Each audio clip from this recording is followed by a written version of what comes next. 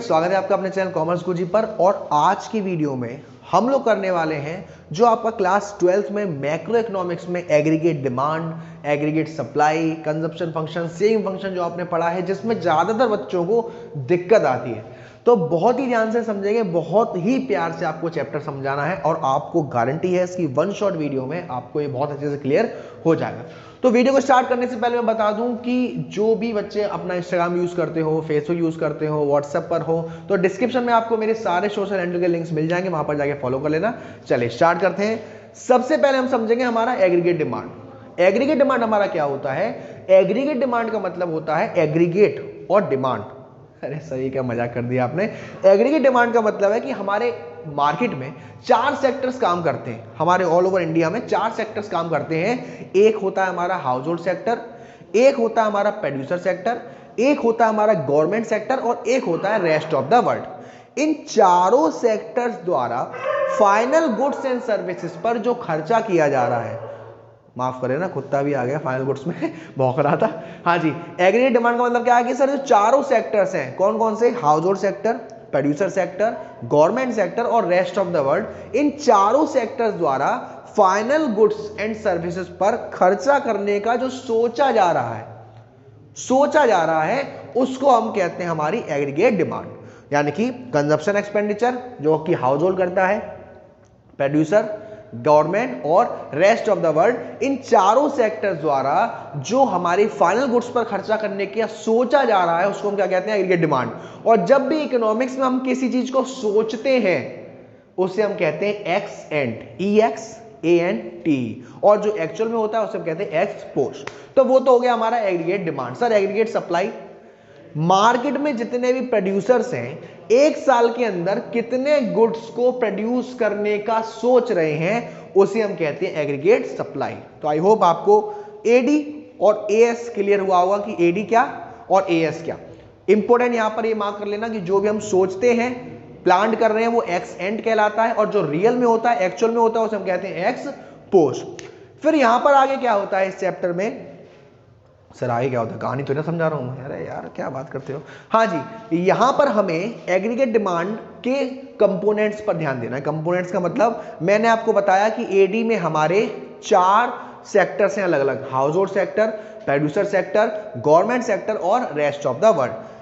जब भी यहां पर 2 इकोनॉमी फॉलो करी जाती है, एक हमारी ओपन इकोनॉमी और एक हमारी क्लोज्ड इकोनॉमी। ओपन इकोनॉमी का मतलब है जहां पर हमारा गवर्नमेंट भी है, हाउस होल्ड सेक्टर भी है, प्रोड्यूसर भी और रेस्ट ऑफ द वर्ल्ड भी है। लेकिन ओपन इकोनॉमी में हम तो ओपन है भाई, हम चाहते हैं कि मार्केट से या आउट ऑफ इंडिया से हम rest of the world export import करें।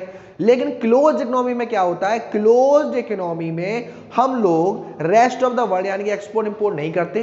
तो क्लोज्ड इकोनॉमी में हमारे 2 सेक्टर्स होते हैं, एक होता है हमारा 2 सेक्टर्स इकोनॉमी और एक होता है 3 सेक्टर इकोनॉमी। अगर हम लोग 2 सेक्टर इकोनॉमी फॉलो कर रहे हैं तो वहां पर प्रोड्यूसर यानी कि कंजप्शन एक्सपेंडिचर और इन्वेस्टमेंट एक्सपेंडिचर आता है, और अगर 3 सेक्टर्स को फॉलो कर रहे हैं तो आपका house hold sector, producer sector और गवर्नमेंट सेक्टर आता है।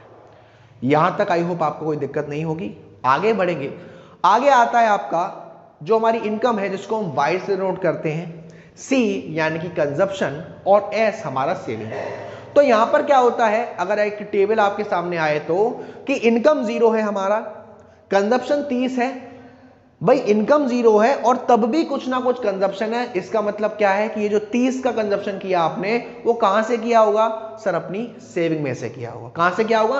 अपनी सेविंग में से। यानी कि जहां पर जिस पॉइंट पर आपकी इनकम 0 है, कंजप्शन 30 है, इस पॉइंट को हम कहते हैं मिनिमम लेवल ऑफ कंजप्शन या ऑटोनॉमस कंजप्शन। मतलब कि इनकम 0 है तब भी कुछ ना कुछ हमारा कंजप्शन है जिसकी वजह से हमारी जो सेविंग है वो नेगेटिव में चली गई, और इस पॉइंट को हम कहते हैं ऑटोनॉमस कंजप्शन। जहां पर इनकम 0 है, कंजप्शन कुछ ना कुछ है जिसकी वजह से सेविंग चली गई माइनस में, ऑटोनॉमस कंजप्शन या मिनिमम लेवल ऑफ कंजप्शन। अब आपको एक बात ध्यान रखनी है कि अगर इनमें रिलेशन क्या है, जैसे जैसे इनकम बढ़ेगी वैसे वैसे कंजप्शन भी बढ़ेगा और वैसे वैसे हमारी सेविंग भी बढ़ेगी। तो यहां पे हमको निकालने को आता है एपीसी, जिसको हम कहते हैं average propensity to consume. Average propensity to consume का मतलब है हम ये देखना चाह रहे हैं, हमें जानना चाह रहे हैं कि जब हमारे पास इनकम आती है तो एक एवरेज में आप कितना कंजप्शन कर रहे हो। तो एपीसी का फॉर्मूला होता है APC equal to C upon Y. और मैं अभी आपको एक छोटा सा चीज बता दूं कि जब भी हमारी इनकम होती है तो या तो उसको आप खर्च कर रहे हो, कंजप्शन कर रहे हो, या उसकी सेविंग कर रहे हो, जिसको हम कहते हैं y is equal to C plus S. या तो हम हमारी जो इनकम है उससे हम कंजप्शन कर रहे हैं या हम उससे क्या कर रहे हैं सर, सेविंग कर रहे हैं। ध्यान रखिएगा इस फॉर्मूले का यूज आगे क्या होगा मैं आपको बताऊंगा। y is equal to C plus S. APC कैसे निकलता है sir, average propensity to consume C upon Y. जहां पर हम एक एवरेज जानना चाह रहे हैं कि जो हम कंजप्शन कर रहे हैं तो उसका एक एवरेज कितना निकलेगा। यहीं पर हम निकालते हैं एमपीसी, इसको हम कहते हैं marginal propensity to consume. Marginal propensity to consume का मतलब होता है कि जैसे जैसे इनकम बढ़ रही है वैसे वैसे जो कंजप्शन है वो कैसे बढ़ रहा है, जिसका फॉर्मूला होता है delta C upon delta Y. अब यहां पर हमारा आता है कंजप्शन फंक्शन, जिसका फॉर्मूला होता है C is equal to C bar plus B Y. यहां पर जो सी बार है वो हमारा होता है ऑटोनॉमस कंजप्शन, जो कि मैंने अभी बताया था कि जहां पर हमारी इनकम जीरो है तब भी कुछ ना कुछ कंजप्शन है, जिसकी वजह से सेविंग हमारी माइनस में चलेगी, और इस पॉइंट को हम कहते हैं autonomous consumption. C is equal to C bar plus B Y. C bar क्या है सर, ऑटोनॉमस कंजप्शन, बी क्या है यहां पर एमपीसी, और वाई क्या है हमारा इनकम। तो यहां तक तो था आपका एग्रीगेट डिमांड का। अब सप्लाई की बात अगर आ जाए, एएस की बात आ जाए, तो पहले मैं आपको बता दूं एएस क्या है सर, एग्रीगेट सप्लाई।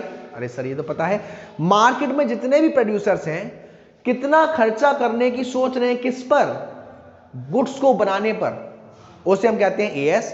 तो यहां पर जैसे कि एस की बात हो रही तो एपीएस और एमपीएस का इस्तेमाल होगा। एपीएस यानी कि एवरेज प्रोपेंसिटी टू सेव, जब हमारे पास पैसा आ रहा है तो उसमें से हम कितना बचा रहे हैं, तो इसका फॉर्मूला क्या होगा, APS is equal to S upon Y.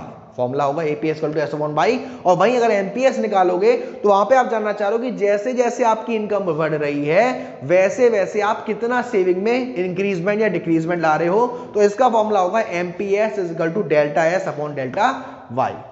अब मैं आपको एक बहुत इंपॉर्टेंट चीज बताने जा रहा हूं, जिसको हम क्या करते हैं, अगर आपसे एक इक्वेशन होती है कि APC plus APS is equal to 1, और ऐसे इक्वेशन होती है कि MPC plus MPS is equal to 1, यहां पर आप प्रूफ करो कि APC plus APS equal to 1 कैसे होता है।